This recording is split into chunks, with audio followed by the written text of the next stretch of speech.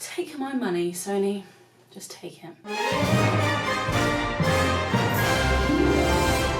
So we just finished watching the PS5 feature of a gaming event, and where do we even start? They opened pretty much with Spider-Man Miles Morales, which is a pretty good gauge as to how amazing that show just was. They had Ratchet and Clank, they had some intense Outer Wilds looking game called Returnal, they had racing cars, they had smashy cars. I am so pleased that Sony knocked it out of the park. They just showed us what we wanted, which was lots of games, not too much talking heads, and a final look at the machine, which I'm actually a big fan of. I know it's a pretty unusual design when we've been used to black boxes for the last, 10, 15 years, but there's just something about it that screams robot to me. It looks a bit like Wall-E, and I love it. I'm still kind of chewing the kind of that design over in my head. It looks like very sort of stylish tower PC. Looks like the kind of thing that turns up in sort of a sci-fi film.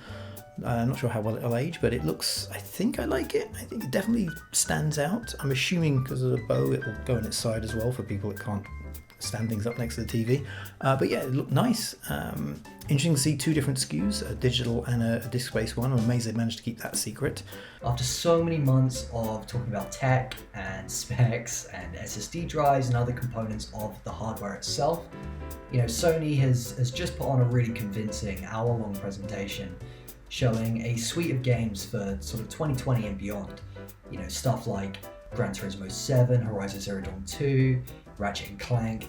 That's a really strong showing from the first-party studios. And then we get to see stuff like Deathloop, Resident Evil 8, and a whole host of other third-party games that just show how strong Sony is at bringing first and third-party studios together to bring really diverse experiences to PlayStation. My highlight from the PlayStation 5 live stream was, aside from having a little moment when that Rockstar logo popped up at the beginning, I thought we were actually finally in for Agent, was all of the nostalgic games being given a new lease of life on the new console. So you had things like Destruction All-Stars, which looks like a reimagining of Destruction Derby, which was one of the first games I got, I think, on my PS2.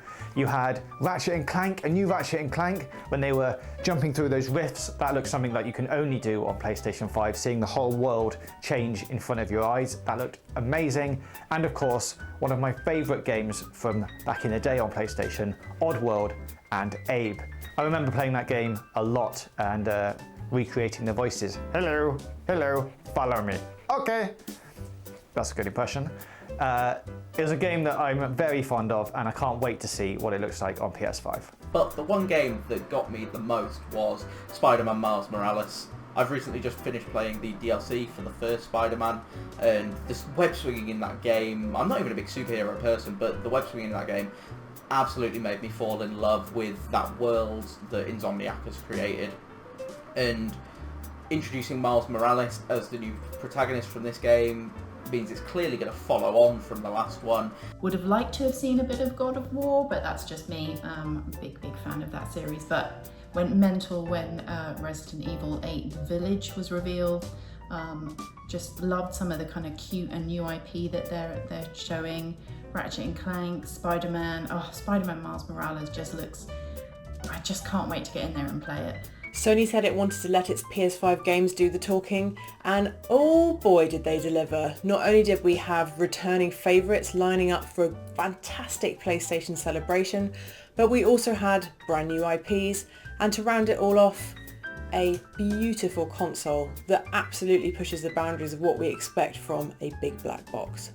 But let's not pretend this entire thing wasn't just leading up to Horizon Zero Dawn 2, which is called Horizon Forbidden West. There are animals, real animals, which is crazy to me, like seeing Aloy interact with a real fox, not like a robo-fox. Also really interesting, someone on the GR team pointed out that you could see a very decrepit version of the Golden Gate Bridge, so it looks like at least some of it's going to be set in San Francisco, which is super cool. Oh, it's just great. Aloy is back. I'm so happy. It looks incredible. If you haven't seen the 4K version of the trailer yet, go and watch that. I really thought they weren't going to show anything to do with Horizon Zero Dawn. It was getting really close to the end there, but then they showed it, and I'm so happy. And now I can go to sleep, because I'm so tired, but so happy.